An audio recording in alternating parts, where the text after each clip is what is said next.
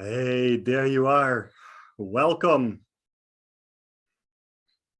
I'll wait just a few moments until everyone has been admitted in the session.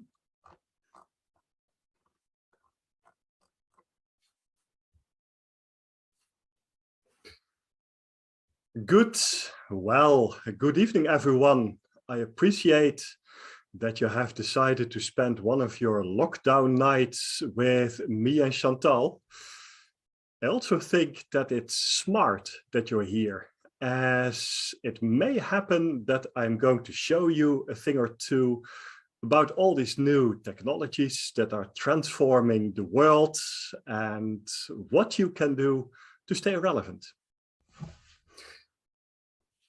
Well, this webinar is organized and hosted by JOTS, the Jeronimus Academy of Data Science.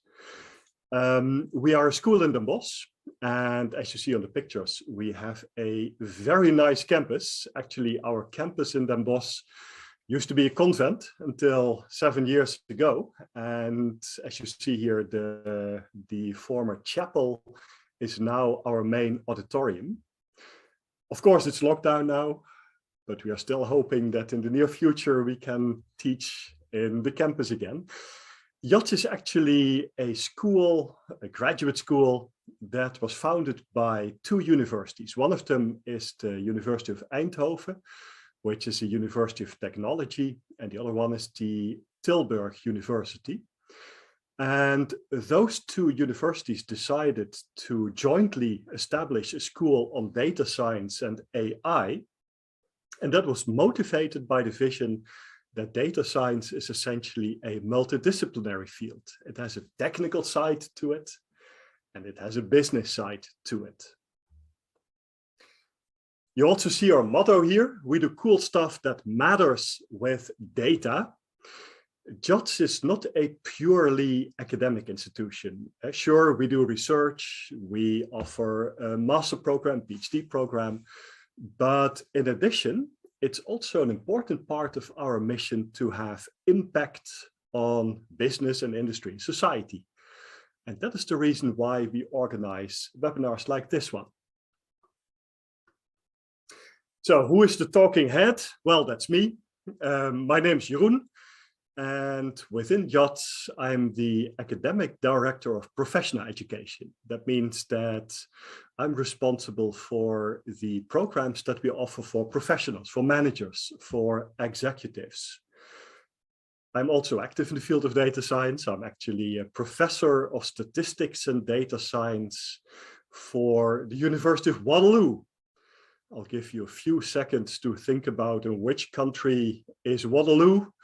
And the correct answer that it's in Canada. Well, why are we here?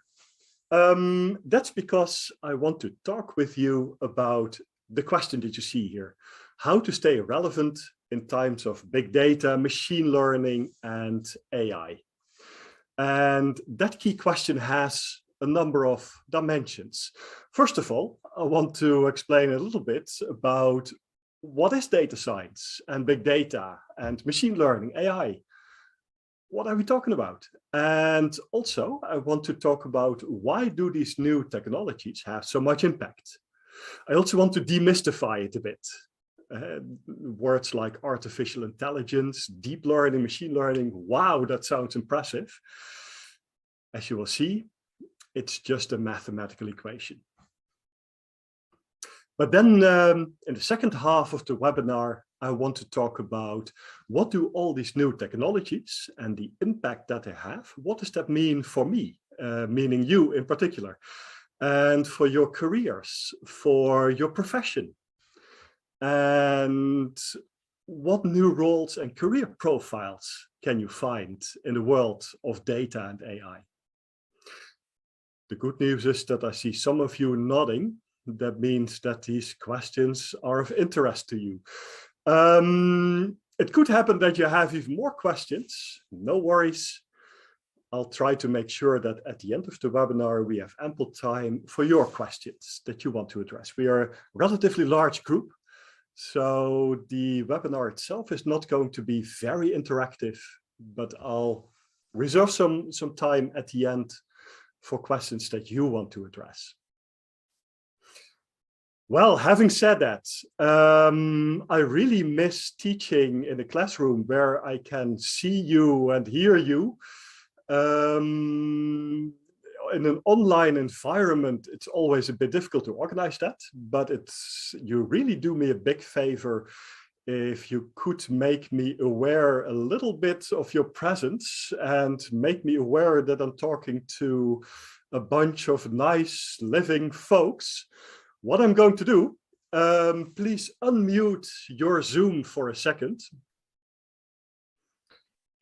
And once you have unmuted your Zoom, then I'm going to count down to 0. And at 0, please say good evening in your native language. There we go. That's 3, 2, 1, 0. Good evening. Goedenavond. Ja, Engels ook. Okay. That really does me a pleasure. You cannot imagine how alienating it is to talk to a display and not having any idea of that there's actually human beings at the other side. That said, this is a good moment to mute your microphone again. Yeah.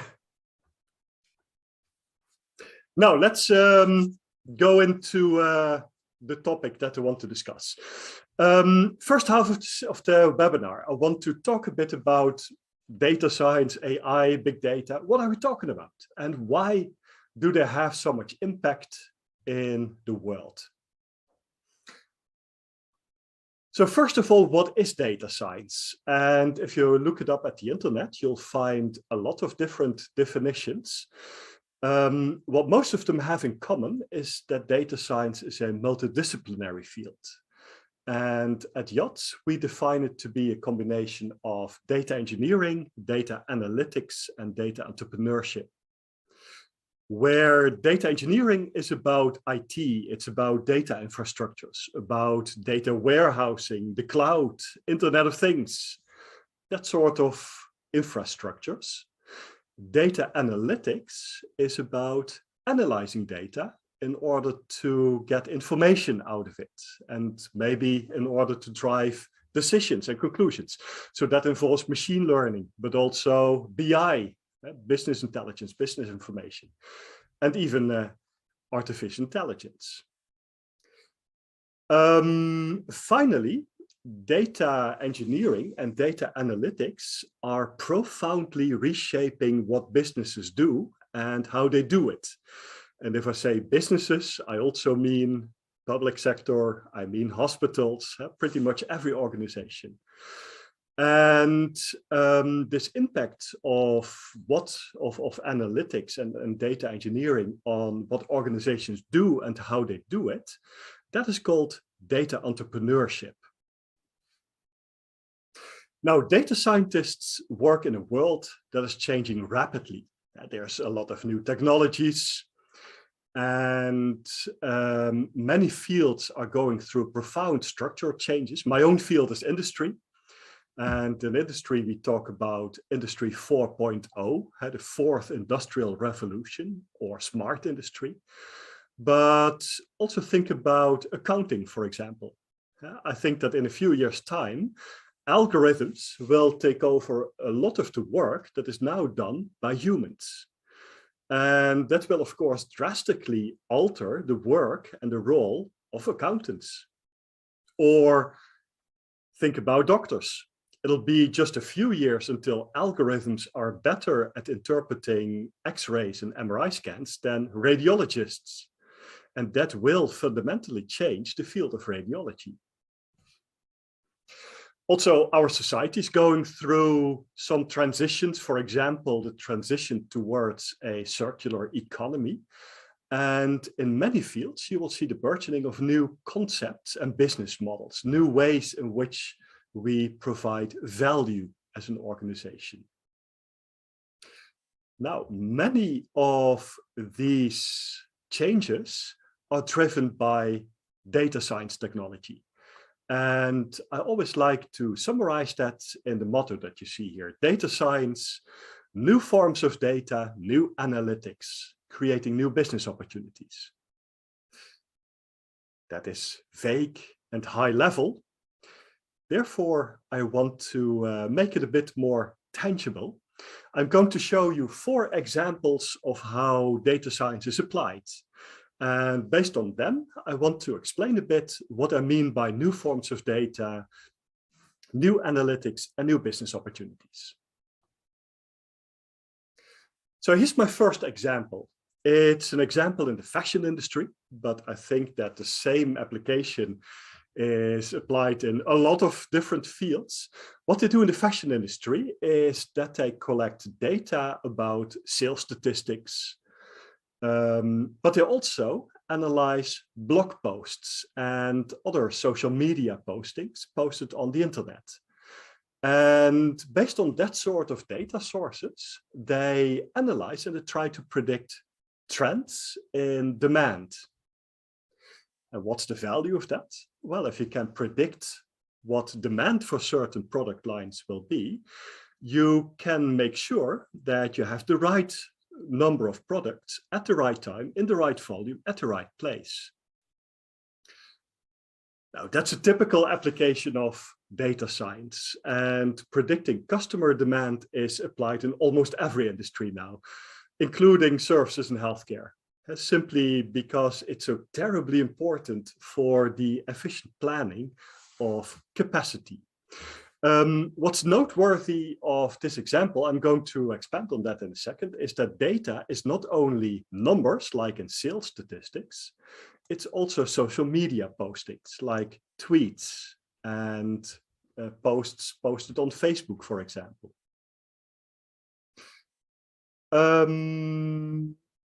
This is my second example. And this example is from a retail bank, a credit provider. Essentially, what they want to do is if a prospect customer applies for a loan, then it's important for the credit provider to assess the risk that the customer will default on the loan, that they will not pay back the loan. And in the old days, that was an assessment based on a lot of gut feeling. Nowadays, they have a lot of information about you. I will show you the data set in a second. They know a lot about you, about your background, about your income, about your credit score. Also, applicants fill out a description of the purpose for which they want to spend the loan. Again, that's in natural language. What's the business value of that? Well, if you can assess the risk that a customer will not pay back their loan, of course, that's very valuable information in deciding whether you should accept the loan application. Let's discuss these first 2 examples a bit more in depth. First of all, let's talk about new forms of data, big data. What you see here on the left-hand side, that's what a data set used to look like. It could be an Excel table with lots of numbers. Nowadays, this is also what data looks like. It could be pieces of text in natural language. It could be chat messages that can also be analyzed. As a matter of fact, the word big data refers to what they call the 3 V's. Data volume, we have much bigger data sets nowadays. How did that happen?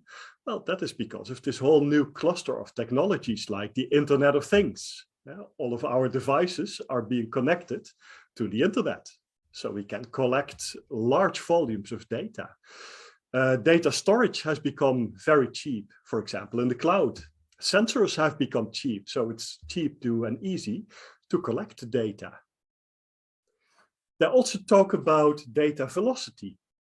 In the old days, a data set was a table of data that you analyze and then you draw your conclusions and you get on with it. Nowadays, data is collected real time. We no longer talk about data sets, we talk about data streams. In the former days, the Dutch Air Force owned a jet fighter called the F-16. Now we have the F-35, the Joint Strike Fighter. The Joint Strike Fighter produces the same amount of data in 30 seconds as the F-16 generated in 30 years. So that's what we mean by data volume and data velocity. Perhaps the biggest change is data variety. Data are no longer numbers and tables. Nowadays, we can also use images and photos as data, and pieces of text in natural language, such as reviews posted on internet retailers or social media posts. Audio, video can all be analyzed as data. And that is what we mean by big data. Now, here's the actual data set that this credit provider uses. I'm sure it's difficult to read. The important part is that every row is a historical, a former loan applicant. And in the column that's labeled Y here, you see zeros and ones, and that means whether or not this particular applicant in the end has defaulted on their loan or not. And that's what we want to predict. All the other columns labeled X's, and they're called features, and there's a lot more of them. There's a total of 110 more columns. That's all the information that I have about you. So that is whether or not you own a car, whether or not you own a house, what your income is, whether you have kids, the total net value of your goods, your education, etc., etc., etc. Now, what is it that all these new analytics, machine learning, AI, deep learning, supervised learning, all these fancy words, what is it that all these techniques do? It's actually pretty simple. They try to predict a Y variable, in this case, whether or not an applicant will default on their loan. They try to predict that on the basis of all the X values, the features. And that is essentially what all these techniques do. They are prediction machines. They can predict stuff. And so if you follow up a bit on all these new techniques in machine learning, what you're looking at here is part of a programming language that's used a lot for machine learning that's called Python. These are some of the techniques, some of the sorts of algorithms that you can develop in Python, but there are a lot more. And they have fancy names like deep learning, supervised learning, machine learning, random forests, neural networks.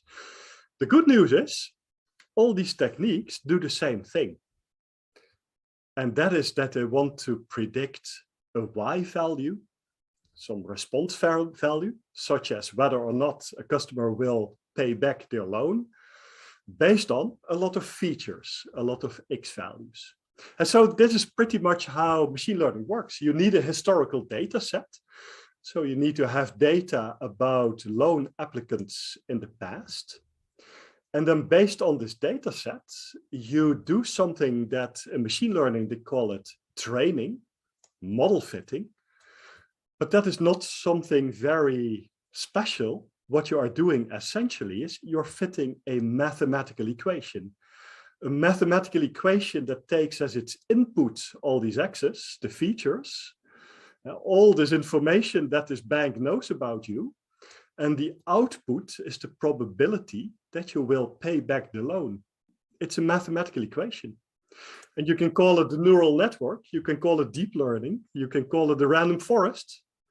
In the end, it's a mathematical equation. What's the use of this mathematical equation? And you can use it, and you can call it an algorithm or a model or a classifier that mean the same thing. The idea is that once that you have fitted the model, once you have trained the algorithm, you can use it for new applicants. So if a new loan application approaches you, then you fill in all the information that you have about them, and the algorithm will tell you what's the probability that the customer will pay back their loan. That's it. That's what machine learning is all about. Oh, sorry, I pressed the wrong button here. That's where I was. So predicting based on X variables features, we predict a Y variable. The same for the other example. There we collected data sources like sales statistics and social media posts, and we used them to predict demand.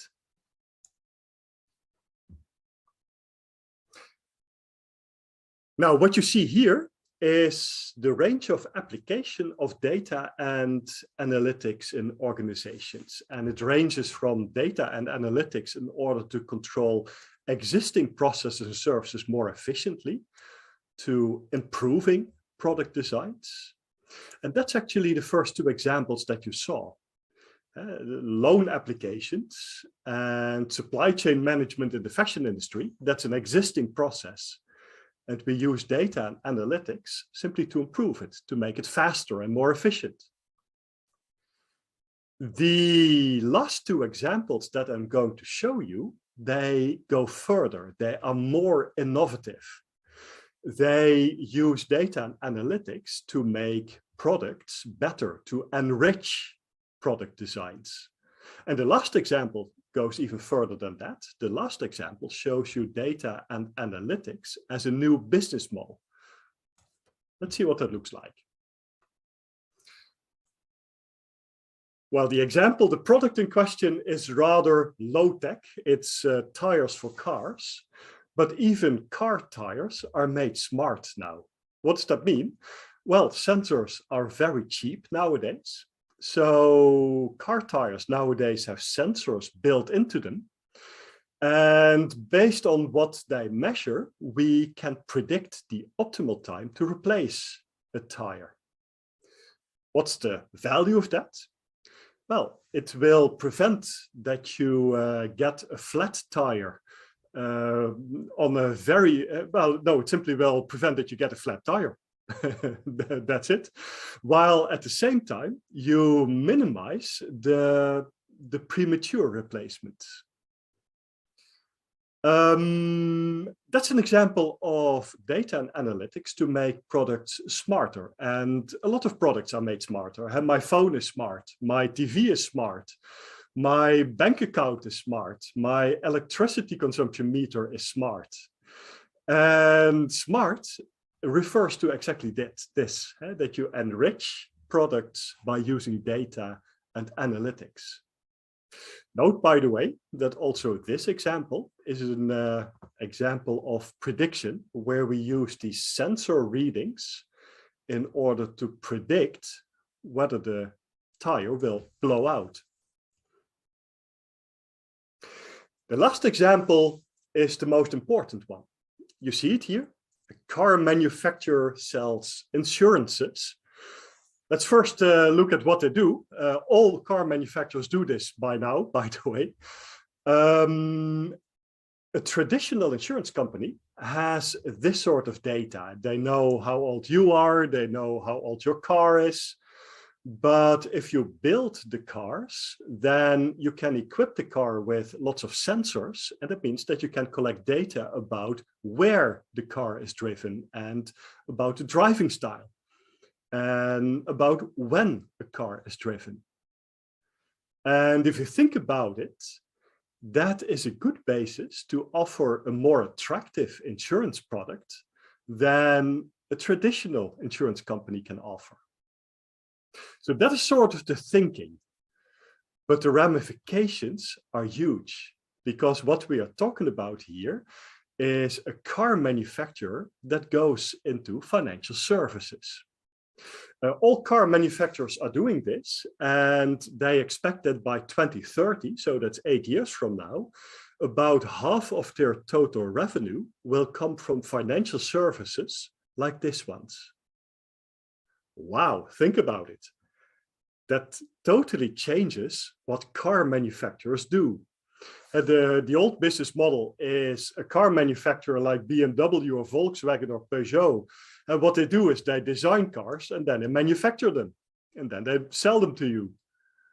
The new business model is that they will still manufacture cars, but they use these hardware products in order to, as a sort of a platform, to make revenue on financial services. This is, by the way, the reason why car manufacturers no longer are trying to sell you a car. They're trying to sell you a lease contract, because this lease contract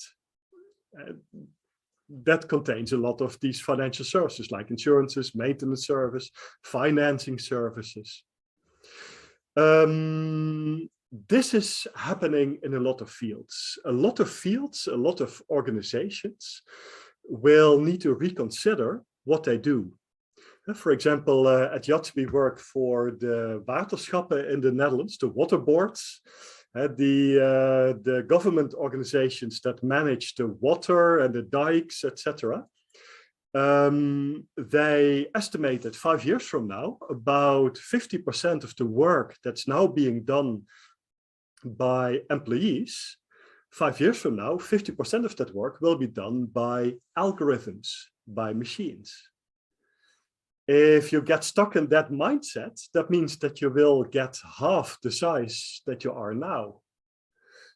We try to stimulate them to think more innovatively, because data and analytics will also bring new opportunities for the Dutch waterschappen to be of value. Maybe the data that they collect about the waterways, they are, well, I'm pretty sure they have a lot of value for farmers, for example. So maybe you can also invent new business models. Now, that is pretty much what is going on in the world. Data and analytics are changing what we already do. They make current processes better, more dependable, faster, more flexible, more efficient.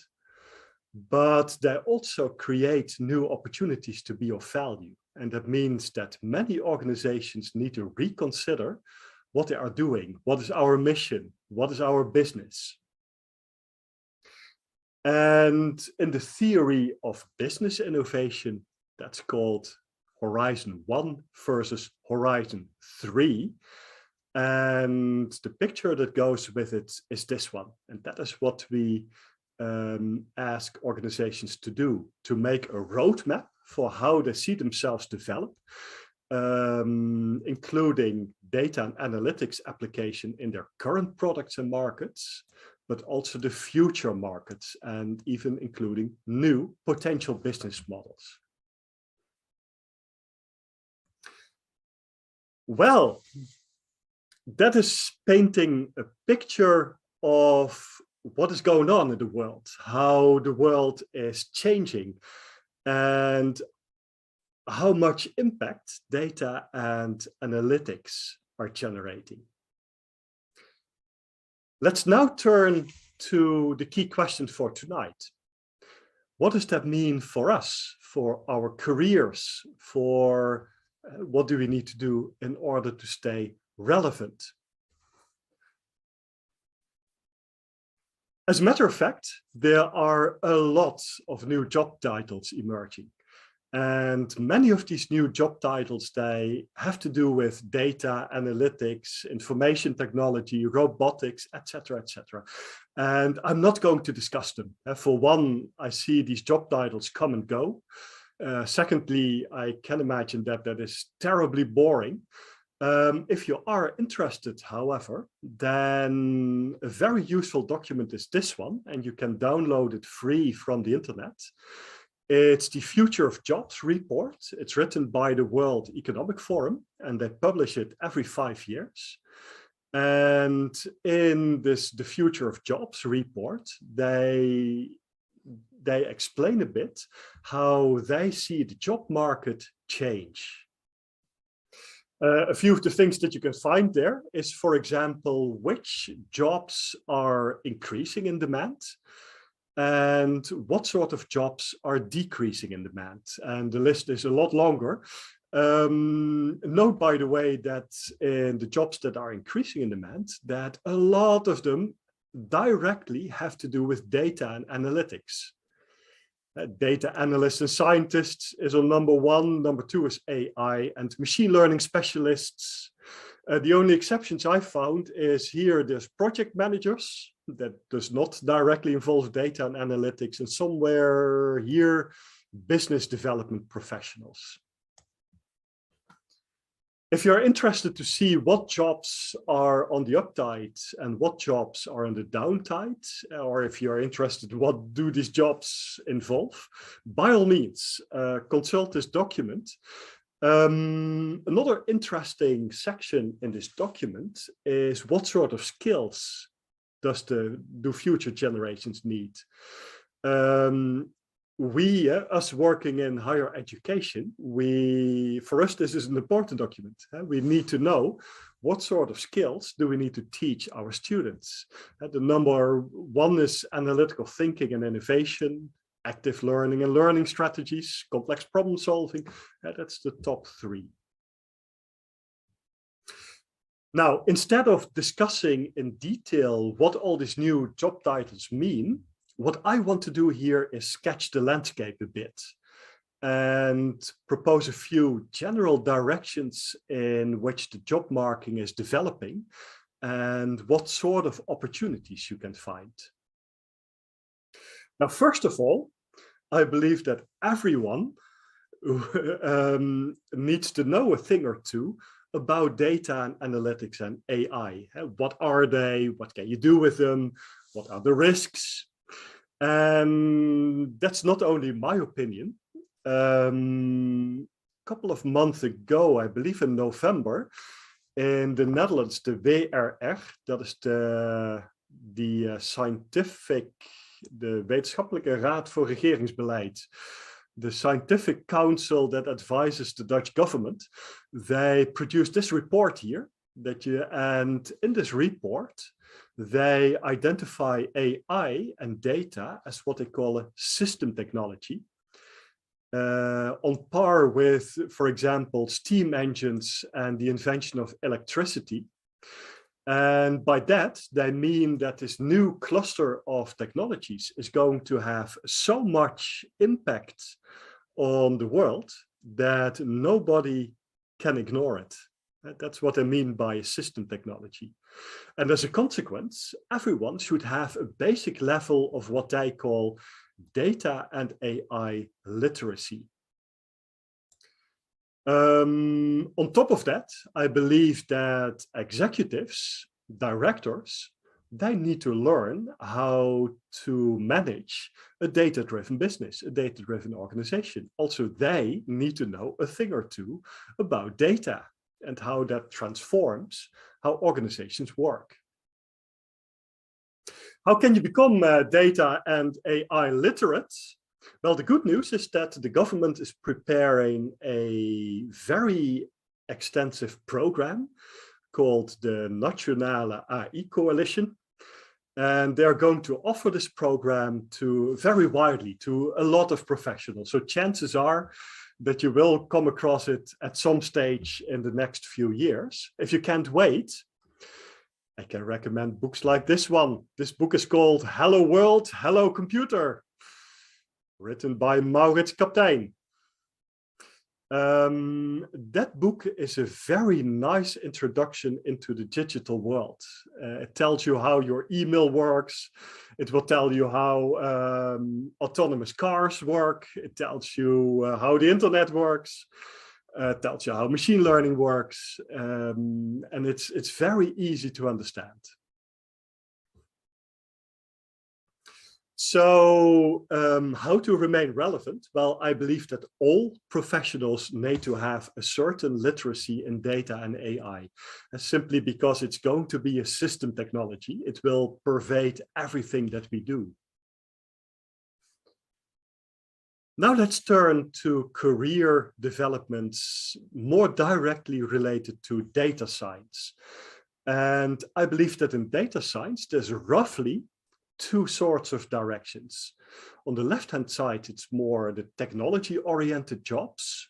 On the right-hand side, you'll find the more business-oriented jobs. And by business, as I said before, I also mean organizations in the public sector, in healthcare. But these, well, to put it very easily. These are people who generally like to learn programming in Python or something like that. These people don't, but they will need to work with data and analytics anyway. Let's talk about them in a little bit more detail. First, the technology-oriented jobs. There's a lot of them. Again, roughly sketching the landscape a bit, I believe that a lot of jobs could be classified as being about data engineering, and they are jobs about data infrastructures, like databases, data warehousing, data pipelines, the cloud, the Internet of Things. That's what data engineering jobs involve. Roughly, the other half of technology-oriented jobs in data science, they are about analytics, starting with very basic descriptive analytics, which is all about reporting and BI, to a bit more mathematical predictive analytics, that's machine learning and AI, building algorithms, to relatively mathematical jobs that are called prescriptive analytics, which is business analytics, econometrics, OR, where they deal with complex optimization issues. Now, the key question was how to stay relevant. And if your current job is in technology, then I believe that the key answer in that case is that you have to make sure that your skill set is T-shaped.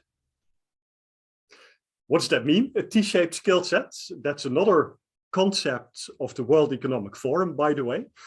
It means that your skills have a vertical bar and a horizontal bar. And the vertical bar is metaphorical for the fact that you need to be an expert in something. That could be machine learning, could be data engineering. You need to be an expert in something. And that expertise is a very good starting point for your career. However, once you get in your early 30s, if you want to grow further in your career, then only having this vertical bar is no longer good enough. In your 30s, you will need the horizontal bar, which in part is about that you need to become more broad. You need to understand the context of what you're doing. And depending on the field where you work, that could mean that you need to understand how businesses work, or how a hospital works, how the healthcare system works. You need to understand more and more of the context in which you are working. The horizontal bar also refers to what the World Economic Forum refers to as boundary crossing competencies. And this is part of their list. If you want to develop yourself further in your 30s, you will need to learn to become more entrepreneurial, meaning that you develop the skill to recognize opportunities and that you develop the skill to develop opportunities. You need to know a bit about leadership, how to get things done in complex organizations, problem solving, project management, critical thinking.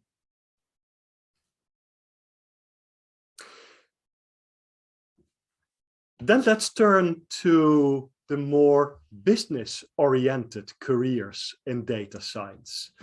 And again, I believe that you can roughly identify two flavors of jobs there that I named analytics translators here and jobs in data or AI governance. First, the analytics translators. That's a word that was popularized by McKinsey, and it's being adopted more and more now in business and industry. The job of an analytics translator is that they think from their domain knowledge, and that could be in business, it could be in healthcare and medicine, it could be in engineering. And their job is to recognize opportunities where data and analytics could be of value. And the other part of their job is that they know enough about AI and machine learning and data to be able to translate a business opportunity into an analytics project. And then the analytics teams will develop it. And that is what they mean by an analytics translator. And so analytics translators are the ones who create this roadmap, identifying potential applications for data and analytics and translating them to projects for the analytics teams. The analytics teams can be in India, they can be in China. In the future, that may even be robots, machines, but it's the analytics translators who identify the opportunities. Then there will emerge more and more jobs that I would classify as being about data and AI governance. And that is all about the quality of data, the quality of the data that's stored in all these databases, including, for example, defining an appropriate data model. A data model is essentially the classifications, the fields that you use in your databases. If you have a bad data model, then all your databases are very difficult to connect and to merge, because the name and address field in one database is inconsistent with the name and address field in the next database. And so that's what I mean by data modeling. Data and AI governance is becoming more and more important. And that is because the European Union is preparing a legal framework that they call trustworthy AI. And that's an extension of the GDPR framework that they have now. The GDPR is about privacy. Trustworthy AI goes a lot further and also addresses the reliability of algorithms, how to prevent that algorithms are biased. You see here, diversity, non-discrimination, and fairness. A lot of the algorithms that companies use nowadays, they have a bias. And that is going to be outlawed by this legal framework. Transparency. A lot of these predictive algorithms are black boxes. So if you apply for a loan and the algorithm estimates the probability that you will default to be very high, then maybe the algorithm will reject your application. However, that is no longer, well, it's not yet accepted, but if this legal framework is going to be implemented, that is no longer allowed. And you cannot simply tell a customer, sorry, computer says no. Algorithms for applications like that will need to be explainable. The customer has a right to get an explanation of the decision. Now, that sort of legal issues and quality issues and governance issues, that will become very important. And that is what I mean here by this second flavor of more business-oriented jobs in data science. Now, slowly moving towards the end,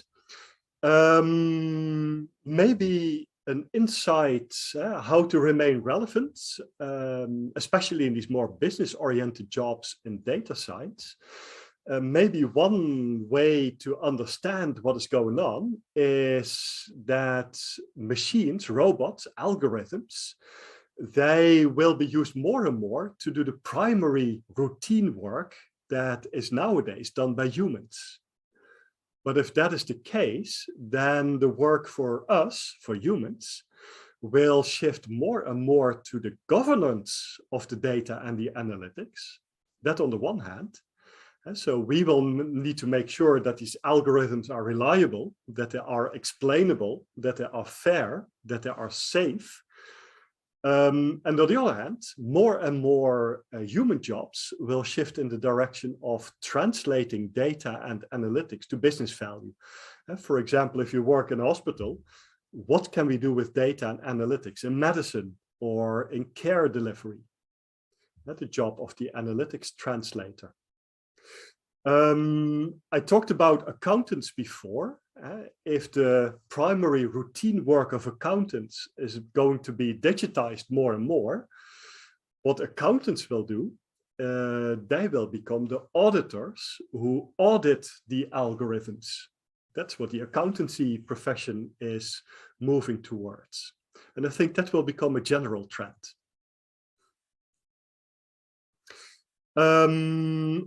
These are the words of McKinsey. McKinsey talks about these more business-oriented jobs in data science as being a bridge between a business function on the one hand, and that could be marketing, could be HR, could be engineering, could be medicine, being the bridge between such a domain function on the one hand, and the data and analytics engineers and teams on the other hand.